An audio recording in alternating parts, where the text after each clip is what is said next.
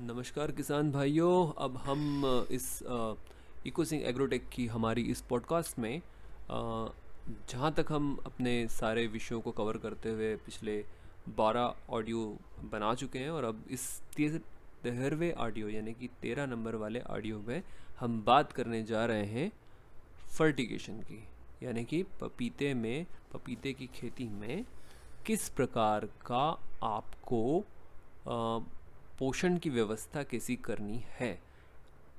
ये जब हम बात करें पपीते की तो हमारा बड़ा लंबा अनुभव है। पिछले 15 साल से हम सनबेरी, चूँकि हमारी सबसे नई वैरायटी है, इसके अलावा ग्रीनबेरी, आइसबेरी, रसबेरी हमारी नई वैरायटी आई है। इनमें हम बड़े लंबे समय से काम कर रहे हैं और पूरे देश के स्तर पर काम कर रहे हैं और पूरे देश के स्तर पर हम किसानों से लगातार संपर्क में रहकर उन्हें मार्गदर्शन प्रदान कर रहे हैं। इसी मार्गदर्शन प्रदान करने की सीरीज़ में हम यह ऑडियो पॉडकास्ट को बना रहे हैं जिससे कि आपको सभी प्रकार की जानकारी मिल सके। और इसी विषय में हम चर्चा को आगे बढ़ाते हुए अब बात कर रहे हैं फर्टिगेशन, यानी कि पपीते की खेती में किस प्रकार से हमें पोषण की व्यवस्था करनी है। हमारे साथ जुड़े हुए हैं मिस्टर किशोर राव, हमारे टेक्निकल पर्सन, जो कि सीधे किसानों के संपर्क में रहते हैं और सारी जानकारी किसानों को प्रदान करते हैं। तो आइए उनसे जानते हैं हम फर्टिगेशन में हम किस प्रकार से मैनेजमेंट करेंगे हमारे पपीते के खेती में। जी सर, देखिए सबसे पहले तो मैं बताना चाहूँगा किसान भाइयों को कि जब हमारा प्लांट लगता है फरवरी, मार्च, अप्रैल, मई के जो समय में काफ़ी गर्मी में हम प्लांट लगाते हैं। पिछली बार भी यही बताया था कि वाटर मैनेजमेंट हमको कैसे रखना है और कैसे पानी चलाना है। इस वाटर मैनेजमेंट पर हमने पिछला ऑडियो बनाया है, आप सुन सकते हैं जाकर पीछे। और ट्रांसप्लांटेशन यानी कि पौधे को रोपते समय आपको क्या सावधानियां रखनी है, कैसे रोपना है और उसमें तुरंत में क्या आपको देना है जिससे कि पौधा सक्सेसफुली वहाँ पर स्थापित हो सके, सेट हो जाए। और इसी सीरीज़ में हम आगे इसी चर्चा को आगे बढ़ा रहे हैं फर्टिगेशन तक। तो आप पिछले सारे ऑडियो ज़रूर सुने। तो देखिए फर्टिगेशन एक बहुत महत्वपूर्ण विषय होता है, लेकिन फर्टिगेशन को कब, कैसे और कितनी मात्रा में प्लांट को देना है, उसकी कब कौन से फर्टिलाइज़र की रिक्वायरमेंट रहती है, ये बहुत ज़रूरी होता है। अब देखिए हम लोग प्रैक्टिकल फील्ड पर रहते हैं। कई किसान हमको बार बार बोलते हैं कि सर पपीता 20 दिन का हो गया, महीने भर का हो गया, 2 महीने का हो गया, 3 महीने का हो गया, इसमें क्या डालना है। तो देखिए अधिकतर जो कृषक होते हैं, लगभग हम बात करें 100 में से तो 70% कृषक छोटी क्रॉप पे काम करते हैं। मिनिमम बात करता हूँ। 30% कृषक बड़ी क्रॉपों में काम करते हैं जी। उनको अच्छे से अनुभव है कि लंबी क्रॉप में फर्टिगेशन का क्या शेड्यूल रखना है। अच्छा। और उन किसानों को काफ़ी अनुभव रहता है। लेकिन मैं बात कर रहा हूँ नए कृषकों के लिए, क्योंकि वो छोटी फसल पर 10 दिन का पौधा हुआ, 15 दिन की क्रॉप हुई, महीने भर की हुई कि वो फर्टिगेशन ऑन द वे चालू कर देता है। अच्छा। मेरा कहने का तात्पर्य ये है, पपीते में शुरुआत दौर में जब तक बारिश नहीं हो, पानी नहीं ऊपर का गिरता है, जब तक ग्रेनुअल फर्टिलाइजर तो नहीं दे। अच्छा। मेरा प्रैक्टिकल प्रयोग है जी। क्योंकि उसका मेन बहुत बड़ा रीज़न होता है कि टेम्परेचर इतना ज़्यादा होता है कि टेक्निकल तौर से भी एक चीज़ हम देखें, 35 डिग्री टेम्परेचर रहेगा तो ही प्लांट अच्छे से फर्टिगेशन हो, न्यूट्रंस हो, जो भी हो वो अपटेक कर पाता है, पौधा ग्रहण कर सकता है।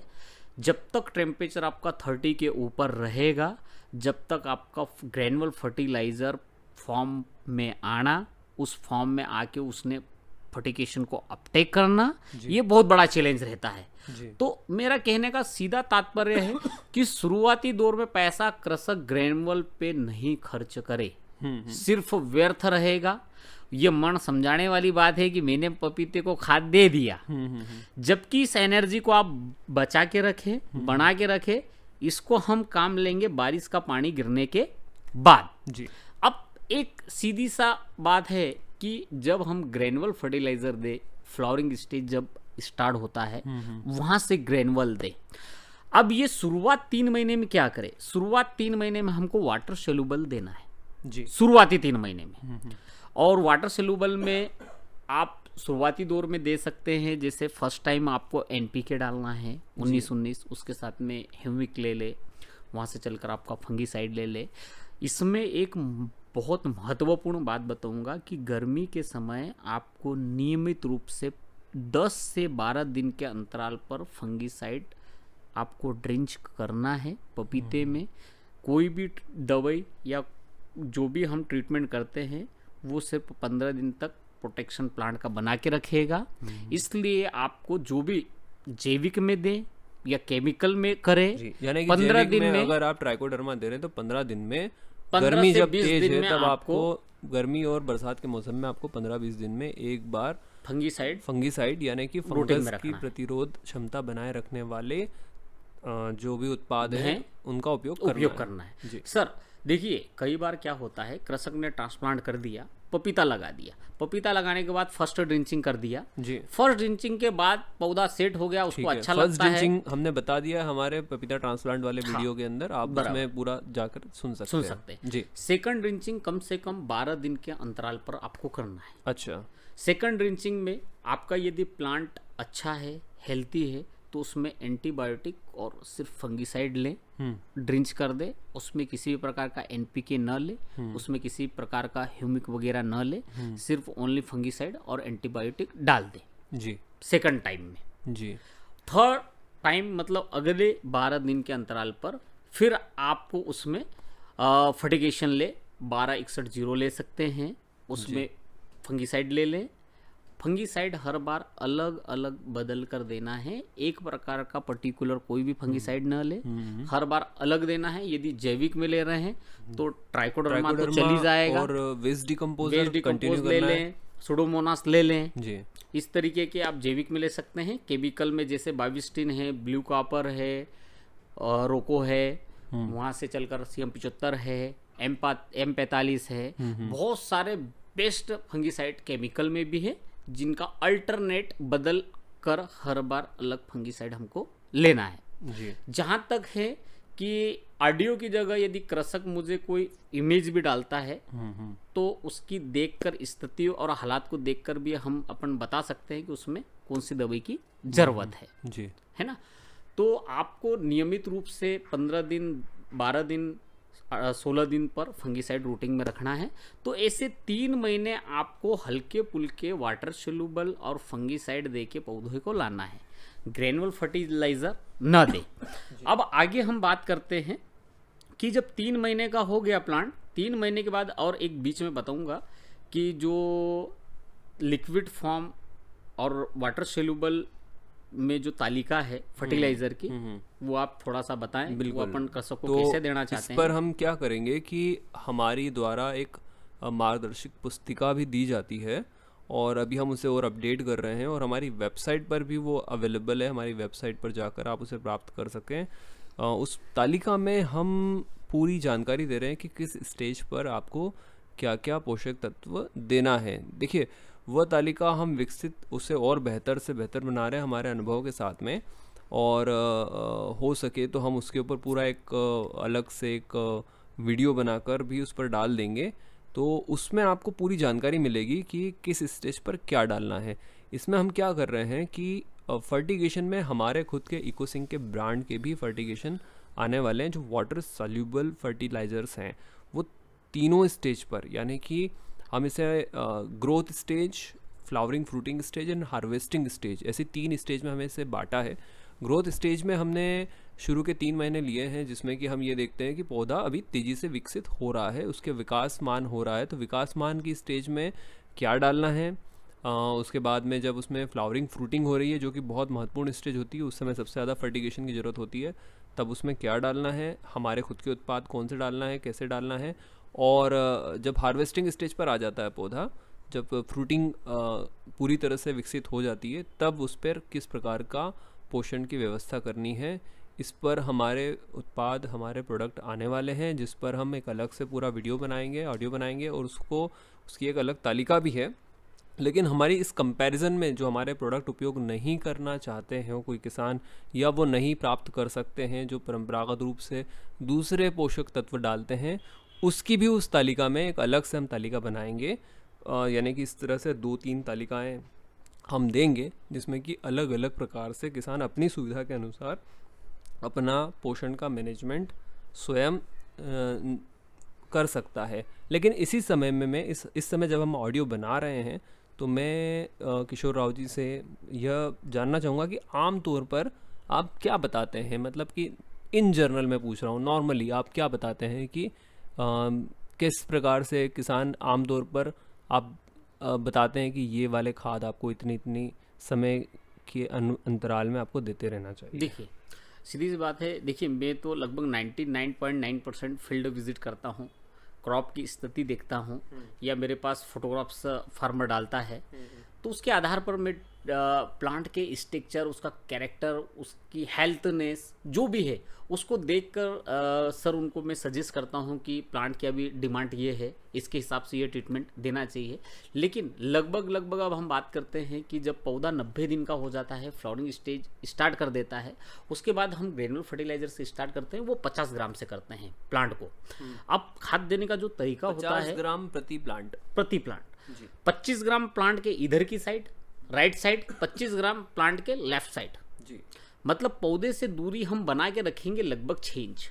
अच्छा, 6 इंच की दूरी कम से कम। हाँ, और खाद देने का जो तरीका रखेंगे वो गहरी नाली बनाएंगे 4 इंची की जी, 2 इंची चौड़ी हो, 2 इंची 3 इंची जो भी हो, उसके अंदर खाद डालना है और ऊपर से मिट्टी डाल देना। 4 इंच गहरी, 4 इंच गहरी, 2 इंची चौड़ी, लंबी लगभग आप 1 फीट भी ले सकते हैं फीट या आधा फीट भी ले सकते हैं, भाई डिपेंड करेगा कि खाद की मात्रा कितनी है। मतलब मुझे ये बस कि जड़ों का कटने का कोई जड़ कटेगा कोई फर्क नहीं पड़ता है, खाद देने में जड़ कटने से कोई फर्क नहीं पड़ता। 3 महीने के बाद की स्टेज में 3 महीने के बाद ग्रेनुलर फर्टिलाइजर वाटर सोल्यूबल चलेगा, कृषक वाटर सोल्यूबल ड्रिप में भी चला सकता है। जैसे मान लो 19-19 देना है, वाटर सोल्यूबल शुरू अवस्था में 90 दिन में 19-19 ड्रिप में चला सकता है, 1261 चला सकता है।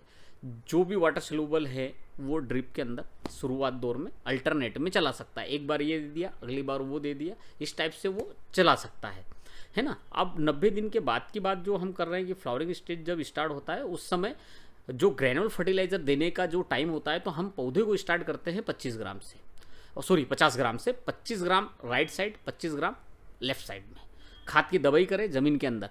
क्योंकि कई कृषक क्या करते हैं कि जो खाद देते हैं वो पौधे के पास ऐसा छोड़ देते हैं या गिरा देते हैं। अब देखिए उससे कितने भारी नुकसान किसान को पहुंचता है। कई कृषकों को पता ही नहीं रहता, ये खाद उठा के तने के अंदर दे देते हैं, मतलब तने के पास डाल देते हैं, स्टम्प के पास डालते हैं। अब वो खाद जब घुलता है तो तने को सड़ा देता है, गड़ा देता है, और कुछ समय बाद जब पौधे पे पपीता फूट लगता है, वो समय पर वहां से जो कमजोर तना होता है वो पौधा गिर जाता है। अच्छा, तो एक नुकसान किसान यहाँ करता है, एक तो पौधे को खराब करता है, दूसरा जब खाद जमीन के ऊपर गिरा देता है, फेंक देता है, ढेर लगा देता है, तो 30% धूप और हवा में खत्म हो जाता है। अच्छा, मतलब पौधा 50% उस गिरे हुए खाद को नहीं, सिर्फ 50% भी नहीं ले पाता है। उसके पास भी यदि नमी जाएगी तो उठा पाएगा, अन्यथा वो खाद सिर्फ वेस्ट गिरा पड़ा है, कोई मतलब नहीं। तो आज किसान का पैसा भी बचे, खाद को गहरी सतह पर दे, एक जगह ढेर ना लगाए, उसको फैला के उस नाली के अंदर दबाई करे जी, और ऊपर से मिट्टी डाले। ये फर्स्ट टाइम 50 ग्राम से स्टार्ट करते हैं। शुरुआत दौर में आपको डीएपी लेते हैं कृषक 50 ग्राम के हिसाब से कि पर प्लांट 50 ग्राम जा रहा है, 1000 प्लांट पे कितना लगता है, उतनी मात्रा डीएपी ले ले, उतना पोटास ले ले और उतना ही सुपर फॉस्फेट ले ले। 3 चीज 50 ग्राम लेना है या टोटल का मिलाकर 50 टोटल का, ये डीएपी पोटास सुपर तीनों को मिला के 50 ग्राम करना है। मतलब उस हिसाब से 50 ग्राम नहीं है, वो डिवाइड कर ले, तीनों का मिक्स मिला के जो है वो है 50 जितने भी फर्टिलाइजर हम कृषक को बोलते हैं वो सबको मिला के वो मात्रा देना है जी, है ना। तो पहले मंथ में 50 ग्राम, सेकंड मतलब हर 22 दिन पे पपीते को बेसल फर्टिलाइजर डलता है जी, 22 दिन से 1 महीने पर जी। इसकी मात्रा बढ़ती जाती है। 50 ग्राम से फिर 100 ग्राम, 100 ग्राम से फिर 200 ग्राम, 200 ग्राम से फिर आपका 250 ग्राम तक जाता है, 250 ग्राम से फिर 500 ग्राम पर प्लांट। लास्ट वाला जो रहता है कि जब काफ़ी फ्लावरिंग फ्रूटिंग स्टेज पर है, वहाँ फिर 500 ग्राम पर प्लांट तक हर 22 दिन में यह मात्रा बढ़ जाएगी। हाँ, बढ़ते क्रम में रहेगी, 50 से 100, 100 से आपका 200, 200 से 250, 250 से 500। वैसे सनबेरी में 4-5 फर्टिकेशन डोज ही डलते हैं, ज़्यादा नहीं, क्योंकि उसकी जो समय अवधि होती है वो एवरेज 14 से 16 महीने तक की रहती है। तो उसमें 4-5 बेसल डोज डलते हैं। सनबेरी, रसबेरी, ग्रीन बेरी, रसबेरी जो वैरायटी है ये 2 साल चलने वाली वैरायटी होती है।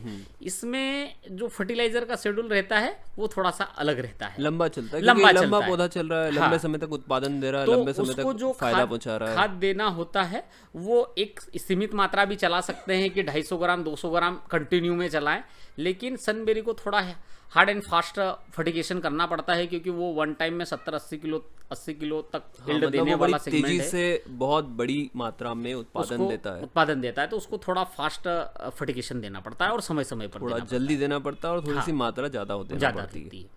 अच्छा, और इसी में अगर कोई किसान ग्रेनुअल ना देना चाहे और वो वाटर सोल्यूबल वाटर सोल्यूबल देना चाहेगा तो वाटर सोल्यूबल में भी देखिए, वाटर सोल्यूबल में भी जो होता है वाटर सोल्यूबल जो देने के तरीके होते हैं वो बहुत अलग तरीके से देना पड़ता है, क्योंकि वाटर सोल्यूबल में क्या रहता है कि सबसे ज़्यादा चांस होता है सर फिक्सिंग होने का, खाद फिक्सिंग होने का चांस सबसे ज़्यादा रहता है। फिक्सिंग क्या होता है ये? मतलब कृषक क्या करता है, जैसे 1261 है, कैल्शियम है, मैग्नीशियम है, 4-5 प्रकार के खाद हैं, इनको एक 200 लीटर के टैंक में डाल के घोल के वेंचुरी से खिंचवाता है ड्रिप के अंदर। तो वो सॉइल में जाके ये सभी जब इकट्ठा मिला के देते हैं तो पूरा फिक्सिंग हो जाता है, हार्ड फॉर्म में आके ब्लॉक हो जाता है, पौधा उसको अपटेक फर्टिगेशन नहीं कर पाता है, अच्छा, ग्रहण नहीं कर पाता है, सीधा सा तरीका।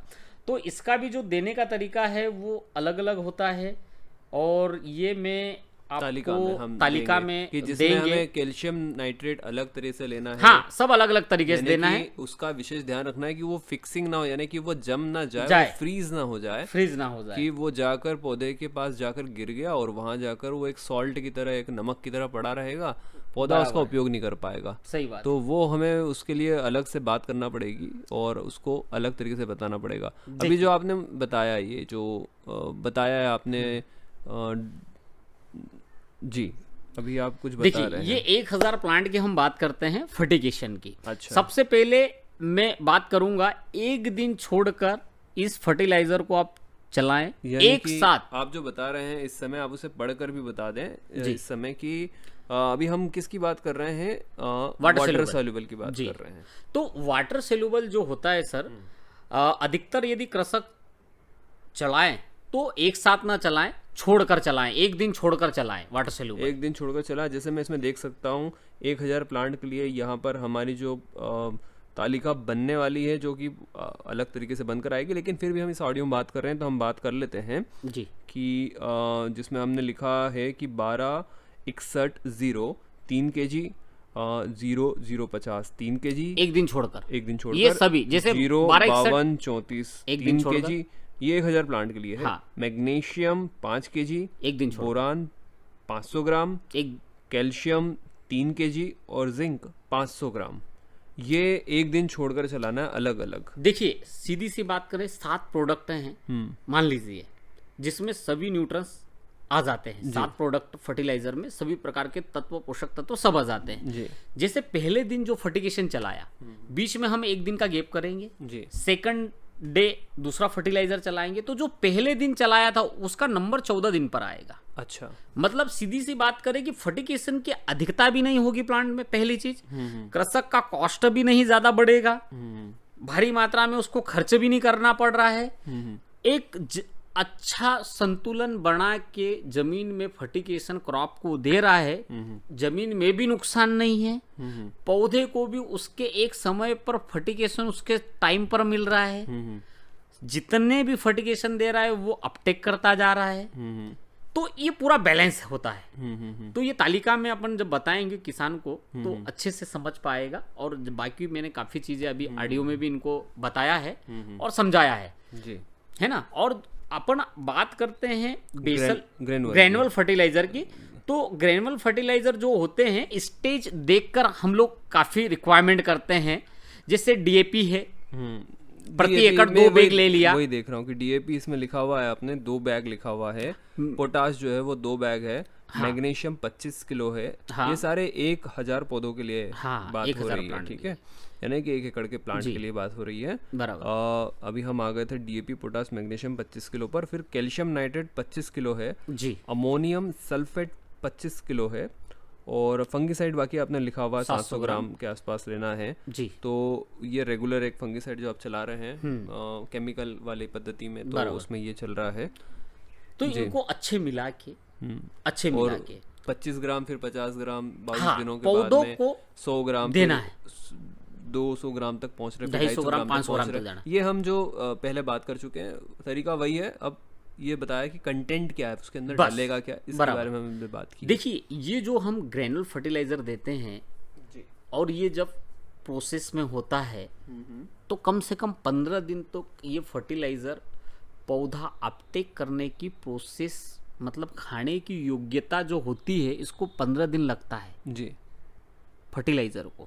जमीन में गया, उस फॉर्म में जाता है, अपटेक फॉर्म में उसको 15 दिन लगता है ग्रेनुलर फर्टिलाइजर को। फिर पौधा इसको उठाना स्टार्ट करता है।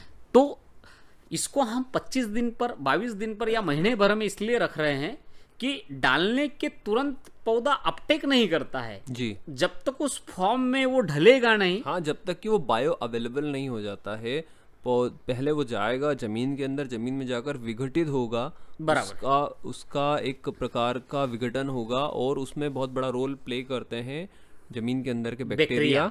वो बैक्टीरिया अपना काम करेंगे, और बैक्टीरिया अपना काम करके उसको पौधों को अवेलेबल फॉर्मेट में पौधे तक पहुंचाएंगे, तो उसमें एक समय लगता है जी। तो 15 दिन तो प्रोसेस होने का और 15 दिन उसको फर्टिगेशन उठाने का, और फिर उसके पास नया डोज आ जाएगा 25 दिन में, वो प्रोसेस में डलेगा, फिर वो खत्म होगा और ये फर्टिगेशन उठाने लग जाएगा जी। तो ये जो शेड्यूल बनाया है, ये प्लांट की जो डिमांड होती है उसके आधार पर हम देते हैं। कृषक कई बार क्या होता है, एक बार खाद दिया 2 महीना नहीं देता है जी, तो उसमें जो गैप वगैरह, सेडिंग वगैरह, ड्रॉपिंग वगैरह जो होती है, मौसम से लड़ने की जो कैपेसिटी प्लांट की होती है, वो काफी डिस्टर्ब हो जाती है। अच्छा। हमको भूख है और टाइम पर खाना नहीं मिल रहा है। हम ये सोच रहे हैं कि 4 दिन में एक बार बहुत सारा खा लेंगे, फिर 4 दिन नहीं खाएंगे, तो वैसा नहीं चलता। नहीं चलेगा, हमें तो रोज 2 टाइम खाना चाहिए, उतना खाना खाना पड़ेगा जितने रिक्वायरमेंट है, उतने समय के अनुसार। तो हमारे अनुभव से हमने जो सीखा है कि इतने समय में पौधे को लगातार फर्टिगेशन की ज़रूरत पड़ती है, उस अनुभव के द्वारा हम ये जानते हैं कि इस टाइम की गैप में हमें देना है। बराबर। और इसी के बारे में मैं बता देता हूँ कि जो आप को हम बता ही रहे हैं कि आप वेस्ट डिकम्पोजर का भी उपयोग लगातार करते हैं, महीने में 1 बार ट्राइकोडर्मा के साथ में, और वेस्ट डिकम्पोजर भी लगातार उपयोग करते हैं। साथ ही साथ हमारा जो खुद का एक बैक्टीरिया का कॉम्बिनेशन है, जिसमें 18 प्रकार के अलग अलग बैक्टीरिया की स्ट्रेन्स हमने ली है, जो कि यही काम करेंगे कि जो हम फर्टिगेशन हम केमिकल वाला दे भी रहे हैं, तो उसको पौधे को अपटेक करवाना, यानी कि बायो अवेलेबल फॉर्मेट में अवेलेबल करवाना पौधे को, जो कि वो जड़ों से उठा सके।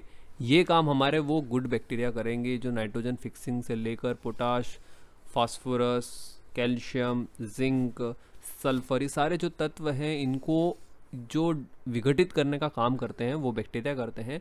तो आप लगातार हमारे गुड बैक्टीरिया कॉम्बिनेशन को भी कंटिन्यू रखेंगे, उस प्रोडक्ट को भी कंटिन्यू रखेंगे, साथ में महीने में 1 बार आप उसका उपयोग करेंगे, ड्रिप के द्वारा उसके पानी के साथ में घोल कर उसके पहुंचाएंगे ज़मीन के अंदर, तो वो अपना काम इस फर्टिगेशन के साथ 2 गुना मात्रा में करेगा। यहाँ तक कि आपको ऐसा लगेगा कि ये फर्टिगेशन अगर हम थोड़ी सी मात्रा भी इसकी कम कर देंगे, कभी ज़रूरत पड़ेगी तो वो भी, उसमें भी यह बहुत अच्छा काम करेगा, और पूरे फर्टिगेशन को जो हम दे रहे हैं वो पौधे तक पहुंचा देगा, उसको अवेलेबल करवाएगा। और ये बड़ा महत्वपूर्ण है, इसमें बैक्टीरिया का बहुत बड़ा रोल है। इसी के साथ में हमने बात की थी लैंड प्रिपरेशन, यानी कि ज़मीन की तैयारी के समय की, हमें बड़ी मात्रा में गोबर का अच्छा सड़ा हुआ पका हुआ खाद देना ही है। बिल्कुल तो देना है। वो भी अपना काम करेगा भैया, वो तो हमने शुरू में दे ही दिया था।